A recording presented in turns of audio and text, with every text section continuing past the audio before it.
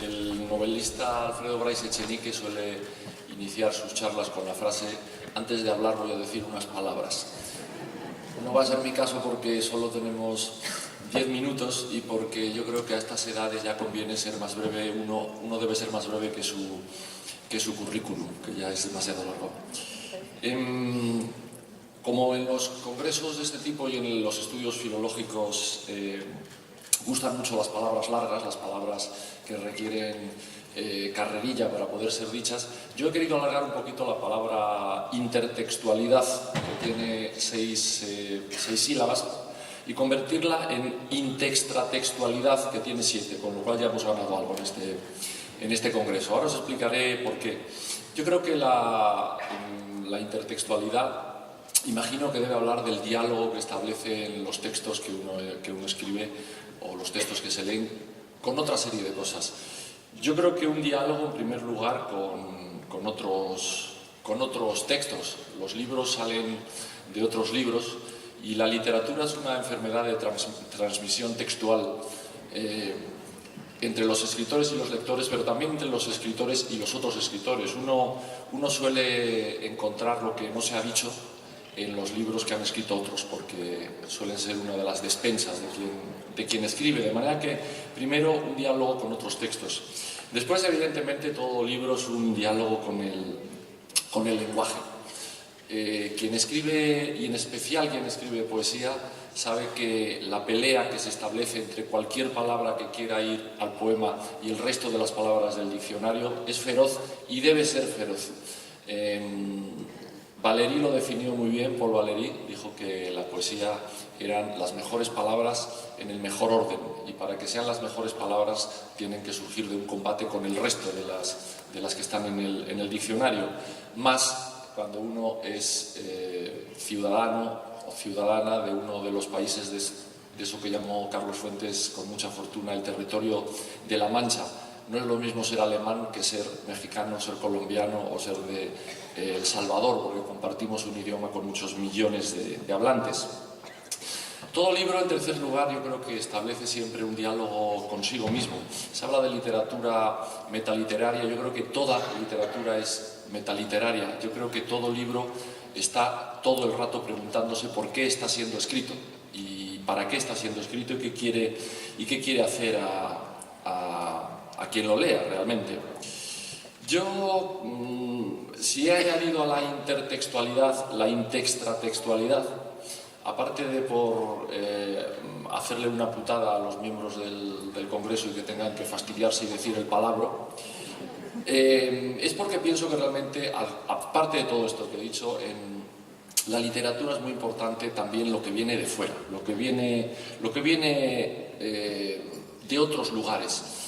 La pureza suele ser el vicio de los fanáticos, porque no admiten contagio de ningún tipo, porque no admiten mezcla de ninguna clase, porque no admiten aprendizaje de nada, porque piensan que la verdad está en su mano y solamente en su mano. Acabamos de ver estos días la presentación de una edición conmemorativa de Rayuela, de Cortázar. ¿Qué sería de Cortázar y qué sería en concreto de Rayuela si no fuera por el jazz? Que es otro elemento, es otro lenguaje, es un lenguaje musical, es un lenguaje que fue muy importante en el ritmo de esa novela, que no sería así si solamente hubiera bebido de la propia literatura. Bebió de la música y por eso Rayuela es lo que es. Le pasó lo mismo a los escritores de la generación Beat, Allen Ginsberg, Malcolm McLuhan, Jack Kerouac y todos estos, ¿no? Bebían también de la música bebop, y si tú escuchas a Charlie Parker o escuchas a Dizzy Gillespie, entiendes muchísimo mejor los poemas de Allen Ginsberg, y cuando lees Aullido ya ves otra cosa. La generación del Walt Whitman, ¿no? Walt Whitman se contagió ¿de qué lenguaje? Del lenguaje de las máquinas, del lenguaje de la tecnología. Los poemas de Walt Whitman, que tanto molestaban a Octavio Paz porque decía que eran muy pacatos en ese sentido, hablan de tranvías, hablan de locomotoras, hablan de cafeteras, están fascinados por la máquina, y el lenguaje de la máquina pasó a ser parte del lenguaje de la poesía en sus hojas de hierba. Lo hicieron, la fascinación por la tecnología es propia del futurismo, que lo hizo en serio, y de Fernando Pessoa, que imitando al futurismo lo hizo en broma, como uno de sus heterónimos. La generación del 27, que es el padre literario de casi todos los poetas españoles. Hay poetas como Alberti, que en los años 20, en libros como Cal y Canto, lo que le escribían era poemas a una Venus en ascensor, y también hay una fascinación por el lenguaje de lo que en aquel momento era el mundo tecnológico nuevo, lo mismo que había una fascinación por el lenguaje del cine. Rafael Alberti tiene un libro que se llama Yo era un tonto y lo que he visto me ha hecho dos tontos, es una frase, por cierto, de La hija del aire de Calderón de la Vega, donde hay una serie de poemas a Buster Keaton, Harold Lloyd, a los tontos del cine, como él los llamaba, porque también entró en la poesía esa otra cosa externa que era el lenguaje del cine. Nosotros he dicho que teníamos Bueno, primero quiero decir algo más. Creo que esto que le pasaba a Alberti con el cine se parece mucho a lo que le está pasando a la joven poesía de hoy en día, con las nuevas tecnologías, con Internet. No solamente es que no haya pasado lo que los partidarios del apocalipsis, que los hay siempre, pronosticaban, que era que iba a desaparecer la literatura, que esta gente joven iba a arrasar con todo, que las redes sociales iban a destruir a los libros. No solo no ha sido así, sino que si os fijáis, yo creo, o al menos hasta donde yo acierto a pensar, creo que el único territorio en el que lo digital ha sido derrotado es el terreno de los libros. Es el único sitio donde no ha vencido lo digital, y cualquiera que publique novelas en este mundo ve que las cifras de ventas de libros digitales al lado de las de papel son ridículas. El libro de papel ha vencido y es el único territorio que yo sepa en donde ha sido derrotado lo digital. Bueno, Elvira Sastre bebe de lo digital como Rafael Alberti bebía del cine mudo de los años 20. Voy acabando para decir que creo que antes he dicho que los escritores tenemos en España, los escritores al menos de mi generación, tenemos un padre literario que es la generación del 27, que son los Lorca, los Alberti, los Cernuda, los Aleixandre, la narrativa Rosa Chafel, o María Teresa León, etcétera, etcétera, o María Zambrano y demás, pero especialmente los poetas. Y creo que tenemos una madre, que es el boom latinoamericano. Ese es otro contagio externo. Cuando en España empezamos a leer las novelas de Cortázar, las novelas de Roa Bastos, las novelas de Gabriel García Márquez, todo aquel movimiento que llegó, que además llegó de golpe, desembarcaron todos en muy poco tiempo y empezaron a publicar una novela tras otra, y las que habían publicado antes y no se habían publicado en España salían también con una velocidad tremenda. Yo recuerdo haber dedicado una gran parte de mi tiempo de aquellos años a leer uno tras otro los libros de esos autores. Bueno, para nosotros también fue aprender un lenguaje que paradójicamente ya era el nuestro, era también el español o el castellano, como lo queráis llamar, a mí me da igual, yo lo que más os guste. Era un lenguaje que era el mismo, pero que estaba hablado de otra manera, que tenía otro aroma, que tenía otros términos, del que aprendimos muchísimo y sin el que, por ejemplo, la narrativa de hoy en día en España no sería la que es. De manera que un padre literario de la generación del 27, una madre literaria, o viceversa, eso también me da igual, el boom latinoamericano. Acabo diciendo que creo que el lenguaje, estamos todos de acuerdo en decir que es algo vivo. La literatura está hecha de lenguaje y la literatura tiene que ser algo vivo también y se tiene que adaptar a los tiempos que corren. Y en ese sentido me parece que si hay una institución que lo esté haciendo bien y que sea un ejemplo a imitar, es la academia. Yo creo que la Real Academia está haciéndolo muy bien, está siempre atenta con el oído al lenguaje tal y como se habla, tal y como se usa, tal y como se consume, lo va metiendo al diccionario, lo va añadiendo a las gramáticas, lo va añadiendo al funcionamiento lingüístico. Creo que eso es un estupendo ejemplo a seguir. De manera que aquí lo dejo, gracias por la atención, os dejo un palabro en el que hemos ganado una sílaba, pasamos de la intertextualidad a la intextratextualidad. Bienvenidos a las 7 sílabas. Bueno.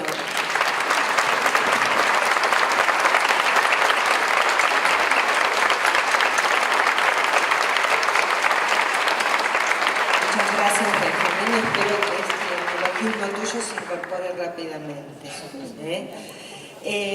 Yo les dije que era un horario cruento, el de las 8 de la mañana, por lo cual no leí algunas partes del propio CV de Benjamín, que voy a completar ahora antes de pasar a Alonso.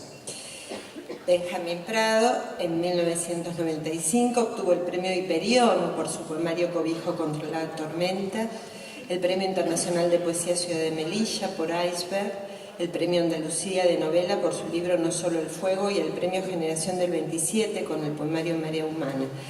En 2018 recibe el Premio Pop-Eye de Literatura por su novela Última, escrita el año pasado, publicada el año pasado, Los 30 apellidos.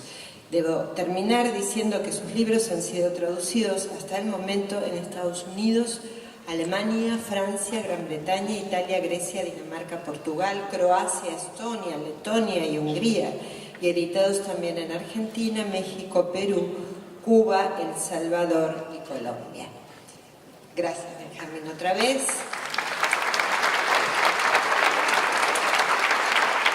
Voy a pasar ahora a presentar a nuestro segundo expositor, que Benjamín Prado es también escritor de canciones. Es conocido el hecho de que el álbum de Joaquín Sabina, Vinagre y Rosas, ha sido escrito, como dicen los amigos españoles, a la limón. Y me interesaría saber, porque vos bien claramente dijiste alguna vez, creo que en el prólogo de Con Buena Letra, que le hiciste a las letras de Joaquín, que no es lo mismo una letra de una canción que un poema. Y me gustaría que hablaras un poco de esa experiencia tuya como escritor de canciones o letrista. Bueno, yo creo que colaborar con alguien como Joaquín es muy bueno para tu poesía, aunque sea un poco malo para tu hígado, pero por lo que he dicho antes, ¿no? Porque creo que a la literatura y a todo lo que no es literatura también le viene muy bien el contagio. La verdad es que firmaría a una todas las palabras que ha dicho Paco, porque además creo que vienen a poner sobre la mesa los temas básicos que siempre no son tanto lo que pasa, sino por qué pasa. Yo suelo explicar, por ejemplo, a veces a alumnos cuando hablo de la generación del 27, que si se quiere cometer la ingenuidad de pensar que la generación del 27 era producto de una casualidad, anda, mira, nació Alberti en Cádiz, Lorca en Granada y Luis Cernuda en Sevilla, etcétera, pues se puede, pero si piensas un poco más allá te das cuenta de que las políticas de la República, la creación de la Institución Libre de Enseñanza, la creación de la residencia de estudiantes, la puesta en marcha de las misiones pedagógicas, etcétera, etcétera, fue lo que hizo que la generación del 27 existiera. Bueno, para escribir una canción, primero lo que tienes que decidir es qué tipo de canciones te interesan y qué tipo de poemas le interesan al cantante con el que escribes. Porque a mí me gustan mucho los cantantes que más me gustan. Hay música que va a los pies, hay música que va a la cabeza, hay música que va al corazón. A mí la que va a los pies también me gusta. Las canciones de los Beatles básicamente no suelen decir más allá de desde que la vi quise que fuera mi chica y la quería llevar en mi coche. Y son los Beatles, ¿no? Pero a mí me gustan más las canciones que tienen una gota de poesía, las canciones que son capaces de dejar algún mensaje en la cabeza. Y me gusta la poesía que tiene una gotita de rock and roll, una poesía que tiene un algo de bolero, una poesía que tenga un algo de canción romántica a veces. Escribir a cuatro manos no es fácil. Básicamente hay dos trucos para hacerlo: tenerse muchísimo respeto y no tenerse ninguno. Saber que estás con una persona, en mi caso, yo miro hacia arriba, él mira hacia abajo. En el terreno de las canciones, saber que estás con alguien que ha escrito, creo que junto con José Alfredo Jiménez, las mejores canciones de nuestro idioma. Y también saber que si algo que se le ocurre a él no te gusta, le vas a decir: Joaquín, eso es una mierda. Y él a mí también, ¿no? Y en esa mezcla de mucho respeto y mucha falta de respeto se basa conseguir algo que básicamente es que las canciones las escriba el tercer hombre. Algo que no habría escrito ni él solo, algo que no habría escrito yo solo. Mira, la poesía cabe en todas partes, lo mismo que todo cabe en la poesía. Se puede llevar a muchos sitios, también a la canción. Como lo has mencionado antes, voy a decir esto. Cuando estábamos escribiendo el primero de los discos que escribimos juntos enteros, bueno, habíamos escrito dos canciones, luego hemos escrito otro que se llama Lo niego todo, pero cuando escribimos ese, de pronto estábamos en Praga, en un hotel de estos a los que van las estrellas del rock and roll, te llega la moqueta por las orejas según pisas por los pasillos, y De pronto Joaquín me dijo, oye, ¿por qué no le escribimos una canción a Ángel González? Joaquín, es imposible, Ángel González era nuestro amigo del alma, lo queremos un montón, lo echamos de menos cada minuto de la vida, ¿verdad, Paco? Y está demasiado poco muerto todavía, como para que no nos saliera otra cosa que una canción horrible. Y Joaquín dijo, tienes razón, vamos a escribirla de todas maneras y la música va a ser una rumba, para llevarle la contraria desde dentro. Empezamos a pensar en los mitos de Ángel González, que no parecían muy poéticos en principio, ¿no? Bueno, Ángel, sabéis que le gustaba tomarse su copita, ¿no? A las 5 de la tarde creo que decía, es Nora Hemingway. Y se pedía... Pase tomada de tu padre, por cierto, es verdad. Y se tomaba su copa. Se decía que como le gustaba mucho beber, cuando Ángel González, que como sabréis muchos, trabajaba en Nuevo México, Albuquerque, iba a España, según el avión de Ángel estaba aterrizando en Barajas, empezaban a sonreír los camareros de Madrid. También nos burlábamos siempre de su ropa, porque Ángel era un niño de la guerra, ahorrativo, y tenía las mismas chaquetas desde hacía 30 años, ¿no? Y su compañero del alma, Pepe Caballero Bonal, decía siempre, fíjate qué extraño suceso. Ángel, cuanto más delgado está, más le tira la chaqueta. La chaqueta adelgaza una talla más que Ángel, siempre, es impresionante, ¿no? Bueno, en fin, muchas cosas, ¿no? Sus chaquetas quedan de Cortefiel todas, Príncipe de Gales. Bueno, con todo eso le hicimos una canción, que voy a ver si me acuerdo y te contesto con la canción sobre la relación entre la poesía y la música, ¿no? González era un ángel menos 2 alas. González era un santo por lo civil.